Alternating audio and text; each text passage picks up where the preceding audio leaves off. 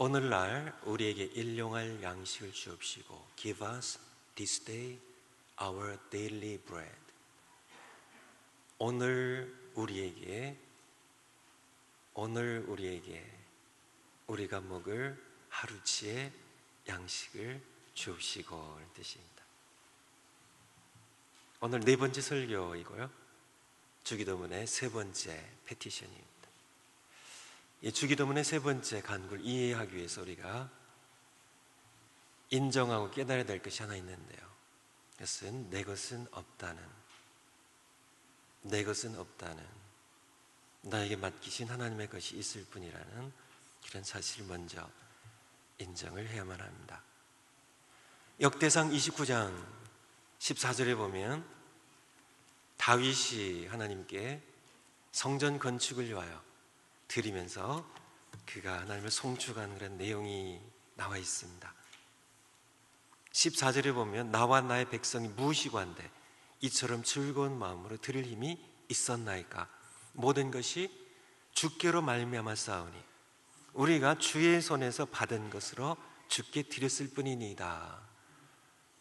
제가 헌금 봉헌 기도를 할 때 이 구절에 자주 의지해서 기도를 드리죠.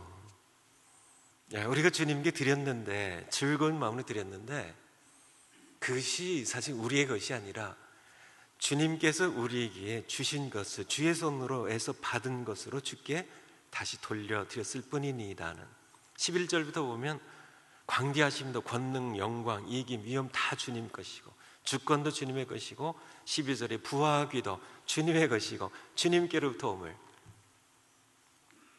다윗은 고백하고 있습니다.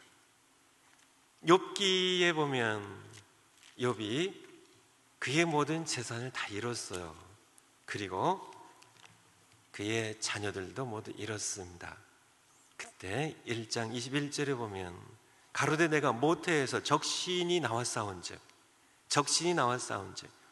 벌거숭이로 나와 싸운즉 또한 적신이 빈손으로 적신으로 그리로 돌아가올지라 주신 자도 여호와시요 취하신 자도 여호와시니 여호와의 이름이 찬송을 받으실지니이다 하고 Naked I came from my mother's womb and naked I will depart.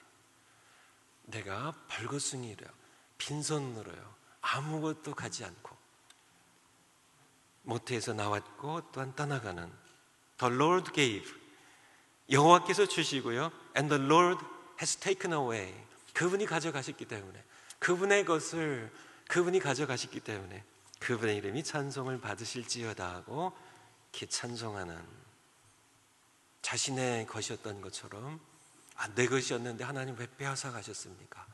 원망하고 불평하고 항의하지 않는 욥의 모습을 보게 됩니다.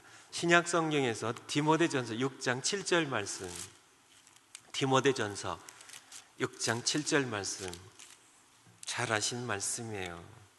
우리가 세상에 아무것도 가지고 온 것이 없음에 또한 아무것도 가지고 가지 못하리니 공수의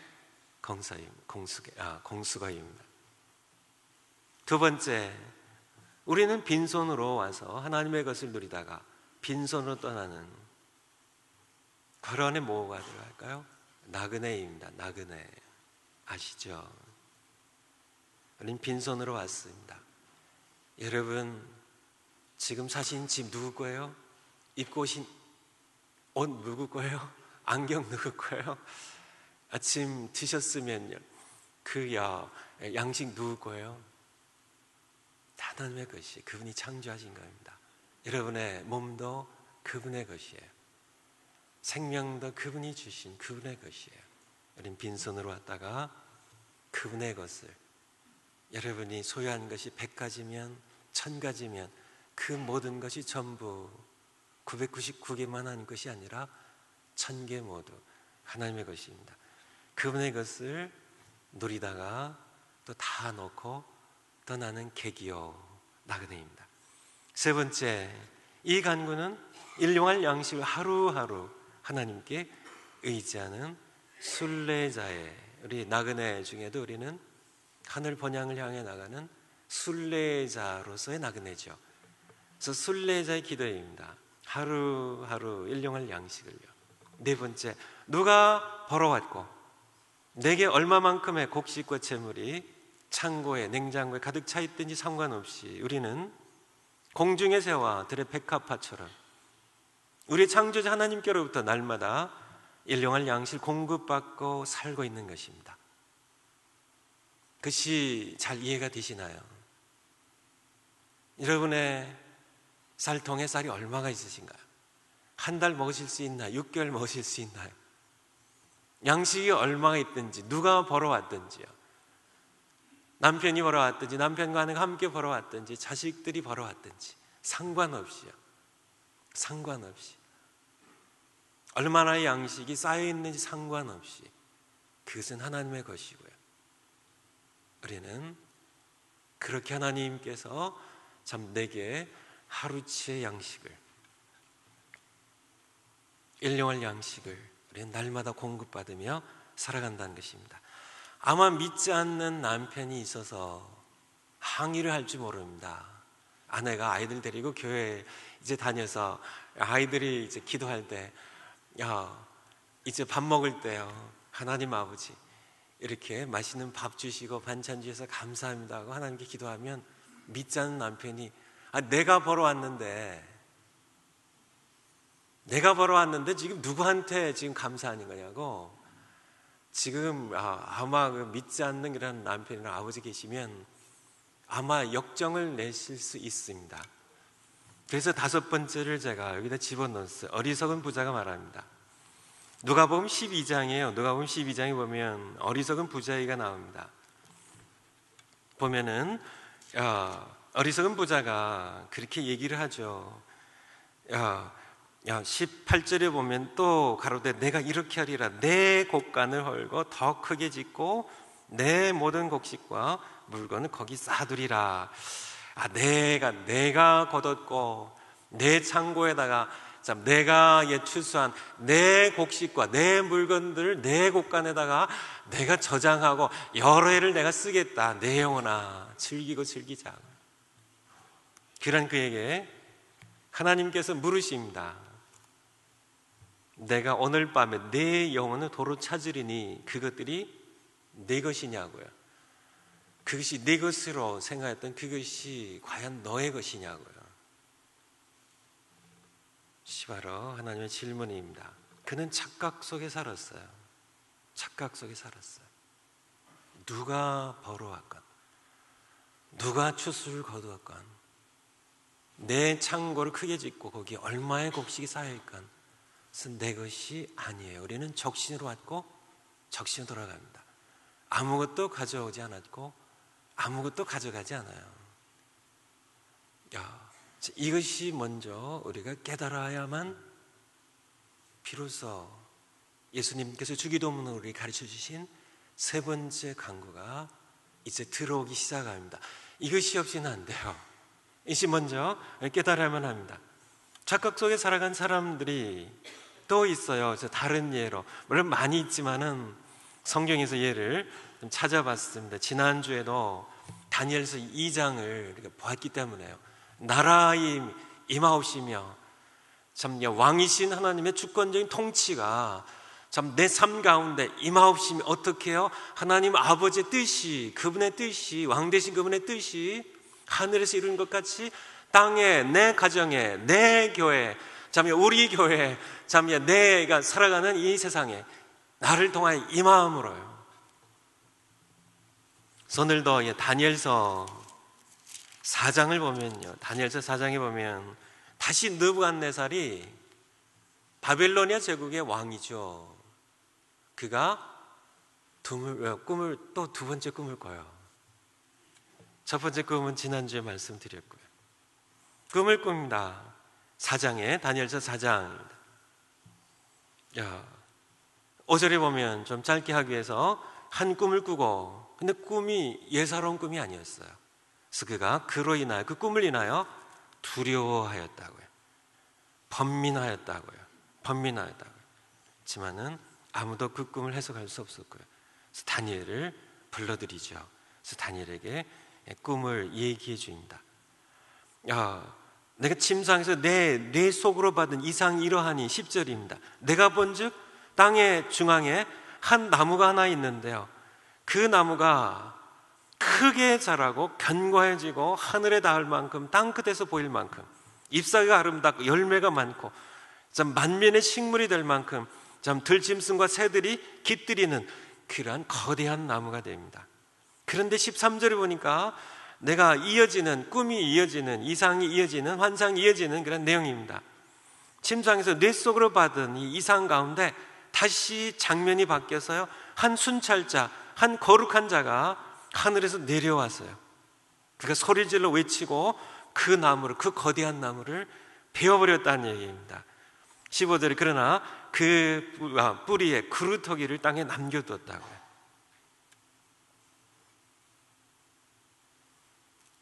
17절입니다. 찾으신 분들 한번 같이 읽으실까요?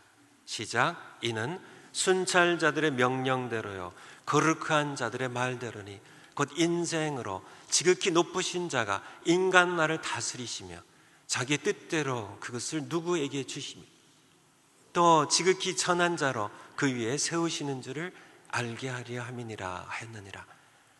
그것이 바로 느부갓네살의 꿈의 종결이었어요. 그 거대한 나무를 베어버리고요, 그리고 구루터기만 남기고 들짐승과 함께 이슬에 맞으면서 7대를 지나게 하셨다가 깨닫게 하기 위한 것이 바로 인생으로, 느부갓네살 포함하여 모든 인생으로 지극히 높은 자가, 지극히 높으신 자가 바로 우리 창조자 하나님이십니다. 홀로 하나이신 거룩한 모든 이름 가운데, 모든 우상과 모든 신들 가운데 홀로 구별되어 뛰어나신 거룩하신 하나님, 지극히 거룩하신 그 한 분 여호와 만군의 하나님께서요, 인간 나라를 다스리시며 그분이 왕이십니다. 홀로 왕이세요. 자기의 뜻대로 그것을 누구에게든지 주시며 또 지극히 천한 자로 느부갓네살, 그가 본인이 지극히 낮고 낮은 자임을, 아무것도 아님을, 그가 참냐 이란냐 바빌로니아 제국의 제왕이 될 수 있었던 것, 왕이 될 수 있었던 것, 부경을 누리는 것, 그는 지극히 낮고 낮은 아무것도 없는 자임을 깨닫게 하기 위해서, 그가 이룬 그런 권세가 아님을, 그가 참냐 이룬 그런 영광이 아님을 그를 깨닫게 하기 위한 것이었습니다. 그 꿈을 얘기했을 때 19절부터 다니엘의 해석이 나옵니다. 22절에 왕이여 이 나무는 곧 왕이시라. 이 거대한 나무는 바로 바벨론 제국의 느부갓네살 왕 자신이었습니다. 하나님께서 그를 베어버리신다고요. 무엇을 깨닫게 하기 위해서요? 바로 25절에 지극히 높으신 자가 인간 나를 다스리시며 자기 뜻대로 그것을 누구에든지 주시는 줄을, 그것을 깨닫도록. 그래서 26절에 하나님께서 다리신 줄을 왕이 깨달은 후에야, 왕은 지극히 천하고 낮은 아무것도 없는 자임을, 왕이 이룬 것이 아님을, 이것이 하나님께서 그의 주권적인 통치도에 주신 것임을, 왕은 거저왔다가 빈손으로 가는 나그네 불과한 것임을 깨달은 후에야 비로소 다시 회복될 것임을. 27절에는 그래서 그런 일이 이루어지지 않도록 이렇게 했으면 좋겠습니다 하는 제의였고요. 28절에 보면 이 모든 일이 다 나 느부갓네살 왕에게 이 이상이, 이 환상이, 이 꿈이 이루어집니다. 29절에 12달이 지난 후에 아마 꿈이 이제 좀, 꿈에 대한 그런 두려움이 좀 물러간 후에겠죠. 내가 바벨론궁 지붕에서 거닐새 나 왕이 말하여 가로되 이 큰 바벨론을 내가 능력과 권세로 건설하여 나의 도성을 삼고 이것을 내 위엄에 영광 나타낸 것이 아니냐 했더니 31절에 이 말이 오히려 나 왕의 입에 있을 때, 아직 이 말이 끝나기도 전에 하늘에서 소리가 내려 가로되 느부갓네살 왕아 네게 말하였노니 나라의 위가 네게서 떠났느니라. 그가 거대한 나무였던 느부갓네살 왕이 잘려버리는 배임받아서 7회를 짐승처럼 들짐승처럼 소처럼 풀을 먹으면서 이슬 맞으며 지내서 깨닫고 자기는 그의 나라가 아니고요, 그의 주권이 아니고요, 그의 권세가 아니고 그는 단지 빈손으로 왔다가 빈손으로 떠나는 나그네 불과하다는 사실을 깨달은 후에 회복되는 그런 말씀입니다. 설국은 34절에 그 귀한 이참에 깨닫고 참 자신의 모든 그런 권세와 영광이 지극히 높으신 자 그분께서 주신 것임을 인정할 때야 비로소 그는 회복된 겁니다. 5장에 보면 느부갓네살 왕의 후손 벨사살 왕이 나오죠. 여러분들이 한번 읽어보시면 좋겠어요. 왜 그가 죽임을 당하고 바벨론 제국이 드디어 페르시아 제국, 미디아와 파사, 페르시아의 연합군에 의해서 점령되고 마는지, 그의 부왕, 아버지 왕 느부갓네살에게 주셨던 교훈을 그가 마음에 간직하지 못하고 보았음에도 불구하고 그가 하나님 앞에 하나님의 하나님 되심을, 자신은 하나님 앞에 아무것도 아님을 그가 깨닫지 못했기 때문에 그는 죽임을 당하는 그런 그가 됩니다. 다윗은 알았죠. 다윗은 자신의 모든 권세와 자신의 모든 부귀영화가 자신의 것이 아님, 모두 하나님께서 우리에게 주신 것을 우리가 다시 돌려드린다는 그런 그였기 때문에 바로 우리가 주기도문의 세 번째 간구를 하나님께 드리기 위해서 깨달아야 되는 겁니다. 여러분이 하루 한 끼 한 끼 먹을 때 여러분이 얼마나 많은 곡식을 갖고 있는지 그것은 상관없다고요. 느부갓네살처럼 자신의 것은 아무것도 없음을 깨달아 하는 그런 총명이 있어야 됩니다. 우리는 빈손으로 왔다 빈손으로 가는 우리의 힘을. 그래서 우리는 참 내가 이렇게 곳간에 이렇게 3년 먹을 양식을 쌓아놨다 할지라도 우리는 내가 그것을 먹을 수 있는 건강을 주시고 그것이 내게서 떠나가지 않고 하나님께서 그것을 통해 내게 일용할 양식을 주시도록 우리는 나그네로서 그분께 구하는 우리가 되어야 되는 그런 말씀입니다. 두 번째 큰 달라입니다. 좀 설교의 이해를 돕기 위하여 좀 분리를 시켜냈습니다. 우리에게 오늘날 우리에게 우리의 일용할 양식을 주옵시고, 이것이 정확한 번역입니다. 오늘 우리에게 우리의 일용할 양식의 우리의 이 소유격 이 인칭 복수가 빠졌어요. 오늘 this day, today에 우리에게 우리 기도입니다. 일용할 양식, 우리가 오늘 먹을 하루치의 양식을 우리에게 주옵소서. 내가 벌어가지고 이렇게 쌓아놓은 그런 곡식이 있는데 아니에요. 그렇지만은 그게 하나님 것이라니까요. 그래서 그것이 내가 먹을 수 있도록, 또 양식이 없을 때 또 우리의 믿음의 청지기들 통하여 일용할 양식을 우리에게, 우리의 먹을 우리의 일용할 양식을 우리에게 주옵소서 하는, 그래서 우리의 기도입니다. 이 기도는 나의 피를 구하는 기도가 아니라 우리입니다. 우리가 그럼 누구일까요? 예수님에게 속한 믿음의 가족입니다. 그리고 이 가족에 장차 들어올 사람들이에요. 요한복음 10장 16절에 보면 예수님께서 앞에서 나는 선한 목자라고요 하시면서 내 양을 얘기하고 계신데, 내 양 외에 이 우리에 아직 들어오지 아니한 다른 양들이 있다고요.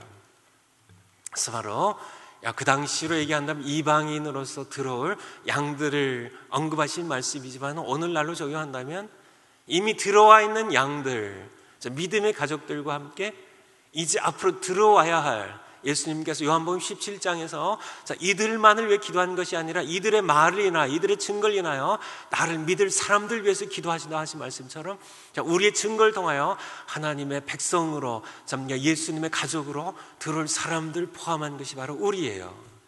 우리입니다. 우리가 첫 설교로 말씀드린 것처럼 저희와 너희를 구별하는 겁니다. 대의와 너희입니다. you, us, 우리를 구별하신 거죠. 하나님을 아버지라 부를 수 있는 그런 가족들을 얘기하는 겁니다. 우리의 필요를 위하여 기도하는 청지기 기도입니다. 압달락의 기도가 순례자의 나그네 기도라 한다면, 수리가 얼마를 쌓아놓았건 상관없이 다 하나님께로부터 날마다 공급받아야 되는 그런 나그네로서의 기도를 한다면, 두 번째 우리가 또 하나는 그렇지만 그것이 나만을 위한 것이 아니라 우리를 위한 기도라는 얘기입니다. 기억하시겠죠? 두 번째, 내게 있는 것들이 내 것이 아니라 하나님께서 우리에게 주신 일용한 양식을 깨닫고, 그것이 나그네 기도임을 깨닫고 충성되고 지혜 있는 종이 곧 청지기가 되어 가라는 청지기입니다. 마태복음 14장에 나오죠. 때를 따라 집 사람들에게 때를 따라 양식을 나눠줄 충성되고 지혜 있는 종 청지기를 칭찬하실 것이라고 이렇게 말씀하고 계시죠. 하나님의 집 사람들에게 그분의 뜻을 따라 때를 따라 뜻대로 때를 따라 양식을 나눠준다면 비로소 나는 주기도문의 셋째 간구가 무엇인지를 깨달은 것입니다. 비로소 우리는 주기도문의 세 번째 간구, 오늘 우리에게 우리의 하루치의 양식을 주옵소서 하는 기도.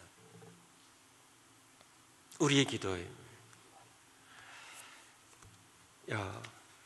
기사에 보니까요, 잘 안 보이시겠지만은 일본에 이렇게 문고본으로 소책자가 나왔는데요, 우리 동북 아시아에 있는 세 개의 나라의 국민성을 좀 비교한 내용입니다. 그래서 중국인, 일본인, 한국인의 좀 비슷한 것 같지만은 다른 모습을, 여기 보면은 일본인은 사려가 깊지만 우유부단한 게 단점이다. 장점 하나, 단점을 얘기한 겁니다. 근데 이번에 이렇게 보니까 장점이 단점이고 단점이 장점이더라고요. 그러니까 일본인이 사려가 깊대요. 사려가 깊으니까 우유부단해지는 겁니다. 우리 일본 사람들 또 다른 기사에 보니까요, 일본 사람들 자기들의 얘기입니다. 일본인들이 우리가 삼성에게 밀리는 이유, 삼성에 밀리는 이유입니다. 일본의 소니 그 전설적인 회사 아니에요. 패나소닉, 샵 이런 모든 그런 회사들이 전부 지금 완전히 거의 삼성과 상대가 되지 않고 지금 어려운 그런 시절들을 보내고 있죠. 삼성이 밀리는 이유, 일본에는 그런 속담이 있대요. 어떤 속담이냐면 백리길도 99리를 가야 절반이라고요. 일본 사람들의 신중함과 생각이 깊은 그런, 그래서 마치지 않으면은 그것이 이게 다 아니라는 그런 의미인 것 같아요. 근데 한국은요, 시작하면 그냥 반이에요. 이게 상대가 안 된다니. 옛날에는 이게 잘 됐는데 지금은 너무나 빨리 이렇게 모든 것들이 이렇게 바뀌는 그런 이 시대에는 상대가 안 된다는 거예요. 그래서 일본 사람들은 신중하기 때문에, 사려이기 때문에 돌다도 두들겨 보고요, 또 무너지니까 안 건너갔는데, 한국 사람들은 썩은 다리도 막 지나가네요. 우선 건너가고 보는 그런 상대가 안 된다는 그런 얘기입니다. 중국 사람은요, 단호하지만 깊은 생각이 없다고요. 근데 보니까 이게 장점이 단점이고, 단호하니까 깊은 생각이 없는 거고요. 깊은 생각이 없으니까 또 단호할 수 있는 거죠. 한국 얘기를 사실 하려고 하는 겁니다. 한국 사람은요, 정이 많지만 참견을 많이 한다. 이게 보니까 이게 맞는 얘기예요. 정이 많으니까 참견을 많이 하는 겁니다.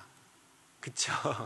정이 많으니까 그냥 놔두면 그냥 개인주의가 발달되어 있는, 미국에서는 생각도 못하는 그런 일들이 정이 많으니까 저러면 안 되는데, 정이 많으니까. 사실 우리 한국은 정문화예요. 한국은 우리 문화입니다. 우리 문화예요. 자, 우리나라 사람들처럼 우리라는 말을 많이 쓰는 민족은 없는 것 같아요. 영어는 정확합니다. 단수와 복수가요. 근데 우리는 그냥 다 우리예요. 지금 자꾸 개인주의가 파고 들어오고 있지만은 다 우리예요. 여러분, my church라고, 내 교회라고 얘기하세요. 우린 다 우리 교회라고 얘기합니다. 우리나라라고 그러지, my country라고 얘기하나요? 내 나라라고. 우리는 그렇게 습관이 안 돼 있어요. 미국에서 자라는 우리 2세들은 잘 모르겠는데요. 우리는 그냥 우리나라예요. 우리나라예요. 그래서 참, 서양 사람들이 오해도 할 수 있습니다. 한국말을 이렇게 조금 듣는 사람. 자기 남편도 우리 남편이라 그래요. 일부 다처제인 줄 알아요. 우리 남편 최고라고. 우리 남편이요. 우리 집사람 최고라고. 우리는 우리예요. 우리나라예요. 내 나라가 아니라 우리 문화예요. 이것이 바로 정문화예요. 우리는 항상 그렇게 우리로 살았습니다. 마을이 한 가족이었어요. 우린 그렇게 시련과 고난을, 배고픔을 우리 문화로서 이겨왔습니다. 가난할 때요, 서로 덮고요. 참요, 서로 같이 나눠 먹고. 참, 집도 내 집이 아니라 우리 집이에요. 우리 집입니다. 그래서 여기가 있는 분들은 항상 사랑채를 뒀어요. 객들이 묵을 수 있도록. 내 집이 아니라 우리 집이었어요. 마을의 집이었고요.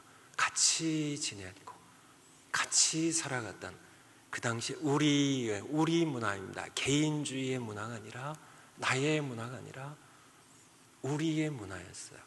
우리 한국의 좋은 그런 아름다운 그런 습관이라 할까요? 씻는데 개 문화입니다. 개. 제가 이렇게 인터넷에서 설치를 해보니까 신라 시대까지 올라가더라고요. 신라 시대부터, 삼국 시대부터, 고려 시대를 거쳐서 조선 시대를 거쳐서 오늘날의 개 문화가 좀 악용된 사례들이 있지만은 사실은 참 좋은 문화입니다. 우리 문화예요. 이렇게 혼인을 앞둔 그런 자녀들이 있으면 혼인계를 합니다. 이것은 서로 이렇게 이렇게 따지고 누가 얼마를 더 내고 이렇게 하는 게 아니라 큰일 당할 때 서로 돕기 위한 것이었어요. 연세 드신 부모님을 모신 사람들은 상여계를 했습니다. 큰 일들, 혼자 할 수 없을 때 선계라고요. 또 그물계, 이런 살림계, 이런 산업들을 같이 했어요. 개 문화입니다. 우리 문화죠. 어려울 때, 시골에서 자랄 때 보면 혼인 잔치가 있으면 그 집의 잔치가 아니에요. 온 마을의 잔치입니다. 거지들까지 다 와서 먹어요. 다 와서 먹입니다. 그냥 다 와서 막 한 그릇 더 달라고 그러고 다 먹고, 다 그렇게 마을, 우리의 혼인 잔치였죠. 참 초상이 나면 온 마을이 함께 거들었어요. 가난한 집이고 무엇이 부족하면 전부요, 배추도 들고 오고요, 쌀도 들고 오고요, 파도 들고 오고요, 돗자리 들고 오고, 그릇도 들고 오고, 다 들고 오고, 음식할 때 음식 잘하는 동네 사람은 모두 함께 모여서 여러 가지 음식들을 뭘 부치기도 하고, 국을 끓이기도 하고, 내오기도 하고, 상을 차리기도 하고 하는 모든 일에 함께 했던 것이 바로 우리 문화, 정문화였음을. 품앗이라는 얘기 아시죠? 시골에서 사시던 분은요, 품앗이입니다. 그래서 모내기 할 때요, 논밭갈이 할 때, 김매기 할 때, 추수할 때, 퇴비 만들 때 서로 이해상관 따지고 이렇게 일을 잘하고 못하고 따지지 않고요. 참 내가 큰일 할 때 이웃집에서 다 와서 도와주고요. 그 이웃집이 할 때 또 내가 모내기 할 때 가서 도와주고 품앗이입니다.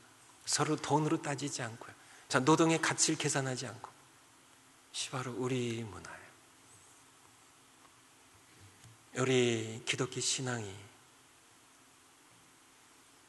우리 한국에 빨리 뿌리를 내릴 수 있었던 것에도 바로 우리 문화가 참 바로 이렇게 성경적인 우리 문화거든요. 우리에게 오늘 우리가 먹을 일용할 양식 주옵소서 하는, 항상 우리라는 그런 문화 속에서 살았던, 우리 개념 속에 살았던, 함께 살았던 그런 우리 민족이 가진 참 아름다운 전통입니다. 지금은 점점 더 깨어져 가고 있지만은 다시 예수님께서 가르치고 계세요. 나가 아니라고요. 이 느부갓네살이 이게 내 권세로 내 영광을, 내 나라를, 그때 그가 아무리 참 견고한 거라는 나무였지만은 잘려버렸어요. 어리석은 부자, 내 곡식과 내 물건을 내 곳간에 내가 챙기겠냐, 쌓아두리라고 해서 내가 누리겠다고 하는 말씀하신, 그것이 네 것이냐고요. 그것이 네 것이냐고요. 그렇게 말씀하고 계신 겁니다. 세 번째, 일용할 양식은 오늘 하루를 살기 위한 기본 의식주의입니다. 곧 먹을 것과 입을 것. 마태복음 6장 25절에 보면 무엇을 먹을까? 몸을 위하여 내가 너희에게 이르노니 목숨을 위하여 무엇을 먹을까? 무엇을 마실까? 몸을 위하여 무엇을 입을까? 염려하지 말라. 계속되는 예수님의 말씀이죠. 염려하지 말라고요. 기본적인 의식주의입니다. 오늘 하루를 필요한 일용할 입니다. 하루치에 내일 양식을 구하도록 허락이 안 돼 있어요. 내일 먹을 양식은 내일 구하는 겁니다. 내일 먹을 양식을 우리 열심히 일해서 거두지 말라는 얘기가 아니고요. 열심히 거두고 우리가 참 많이 추수를 하지만은 오늘 하루에 일용할 양식, 그것을 우리가 함께 나눠 먹을 수 있도록 구하는 기도입니다. 먹을 것과 입을 것에 대해서는 디모데전서 6장 8절에 나와요. 그것으로 좋게 여기라고요. 네 번째, 창조하신 자연을 통해 공중의 새와 들의 백합화를 입히시고 먹이시는 그런 하나님께서는 도움이 필요한 그의 자녀들에게, 그의 가족에 속한 자녀들에게 그분의 청지기를 통하여 먹이시고 입히십니다. 이것이 바로 우리에게 주신 말씀이에요. 다섯 번째, 부지런한 농부처럼 열심히 일하고 많이 거두셔야 합니다. 일용할 양식을 주옵시고, 그 기도를 하고 하나님께서요 그냥 일용할 양식 주시니까 그것은 예수님께서 가르치신 것이 아니에요. 우리는 부지런히 성실하게 정직하게 우리는 열심히 일해야 됩니다. 많이 거둬야 돼요. 우리에게 건강 주시고 능력 주시고 지혜 주신 만큼 열심히 거둬야 됩니다. 어리석은 부자의 어리석음은 열심히 일해서 많이 거둔 데 있는 것이 아니었다는 건 여러분 다 아시겠죠? 그의 어리석음은 어디에 있었나요? 그의 어리석음은 그의 생명이 소유의 넉넉한 데 있다고 오해했기 때문에 그것이 어리석음이었어요. 말씀 가운데 그대로 나와 있죠. 누가복음 12장 13절을 보면 무리 중에 한 사람이 이르되 선생님, 예수님께 선생님, 내 형을 명하여 유업을 나와 나누게 하소서 하니 14절 이르시되 이 사람아 누가 나를 너희의 재판장이나 물건 나눈 자로 세우느냐 하시고 15절에 저에게 이르시되 삼가 모든 탐심을 물리치라 사람의 생명이 그 소유에 넉넉한데 있지 아니하니라 하시고 또 비유로 저에게 일러 가라사대 한 부자가 그 밭에 소출이 풍성하매 바로 예수님께서 말씀하신 겁니다. 모든 탐심 물리치라고요. 사람의 생명이 그 소유에 넉넉한데 있지 아니하니라 하시고 비유로 말씀하신 겁니다. 한 어리석은 부자가 있었는데 이 부자가 탐심이 있어서 자기의 생명이 자기의 소유에 넉넉한 데 있는 줄 착각하는 어리석음을 범했다는 거예요.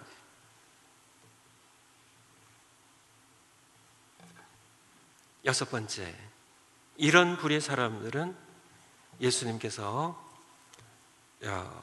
주기도문 가르치시고 이어서 말씀하신 것처럼 염려하지 말라고 하셨던 것처럼 염려하는 삶을 살게 됩니다.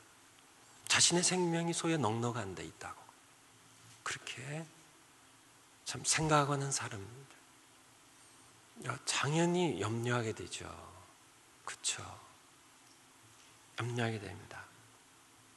왜냐하면 거기에 자기 생명이 달렸으니까 염려하게 되죠. 염려하기 때문에 이제 그가 재물을 축적하게 되고요. 그리고 결국은 재물의 노예가 되고요. 결국은 내가 내 영혼을 오늘 밤에 다시 도로 찾겠다고. 그래서 모든 것을 잃어버리는 자기 것도 아니었고요. 자기 것처럼 착각하고 사는 어리석은 인생을 살다가 누가복음 12장 21절에 보면 자기에겐 부여했지만 하나님께 부여치 못했던 그런 사람에 대하여 말씀하고 계십니다. 여러분 한국의 다람쥐의 입에 도토리가 몇 개 들어가는 것 같으세요? 미국의 다람쥐, 좀 징그럽게 큰 다람쥐, 스코럴이라 그러죠. 그거 말고 침멍크라 그래요. 한국에 이렇게 조그만 그 등에 이렇게 줄 있는 다람쥐입니다. 요만한 다람쥐의 입에 도토리가 몇 개 들어갈 것 같으세요? 한 개 넣기 힘들지 않을까요? 뭐 요만한 다람쥐가 도토리를 근데 최대로 7개 도토리가 들어간대. 7개 들어갑니다. 7개가. 그래서 이게 신축성이 있어가지고요. 막 집어넣으면서 이만큼 뚫쑥 나오게 7개를 이렇게 집어넣어요. 그래서 땅에 묻습니다. 겨울 식량으로요. 그런데 숨겨둔 도토리의 70%에서 95%를 잃어버린대요. 사실은 우리는 100% 넣고 가는 겁니다. 또 5%에서 30%를 다시 찾는 게 아니고요. 우리는 다 잊어버려요. 다 넣고 가는 겁니다. 겨울이 오면 세상 떠날 때가 되면 다 넣고 가는 겁니다. 이것이 바로 우리에게 주시는 그런 말씀이에요. 숙제입니다. 능력, 건강, 지혜를 주신 만큼 열심히 일하고 많이 거두기입니다. 많이 거두세요. 많이 거두세요. 하지만은 그것이 내 것이 아니라 하나님의 것임을 기다리고 청지기가 되어서 하나님의 선한 일에 기쁘게 동참하는 겁니다. 나눌 때는 항상 무엇을 나눠요? 일용할 양식을 나누는 겁니다. 일용할 양식, 기본적인 의식주예요. 함께 먹는. 그것을 우리는 좋게 되고요. 나도 그렇고 내가 함께 나눈 그분에게도 기본적인 일용할 양식, 하루치의 양식이에요. 함께 나눠 먹는 겁니다. 예수님 말씀에 의하면 우리를 위하여 하늘의 보화가 쌓일 것입니다. Simple life. 단순하게 사세요. 나그네 삶은 많은 것들을 소유하면 힘들어져요. 자꾸 정착하게 돼요. 나그네 삶은 간단한 여행용 가방 하나면 족한 겁니다. 많을수록 힘들어요. 움직이지 않아요. 정착하게 돼요. 나그네 삶을요, 단순하게 먹으시고요, 가구 늘리지 마시고요, 가난한 짐 늘리지 마시고요, 나눠주세요. 없는 분들에게. Sharing life, serving life입니다. 우리가 그렇게 단순한 삶을 살고 단순한 음식을 먹을 때 비로소 우리는 사람이 떡으로만 사는 존재가 아니라 하나님의 입에서 나오는 모든 말씀으로 사는 존재임을 우리가 깨닫게 될 것입니다. 기도하시겠습니다.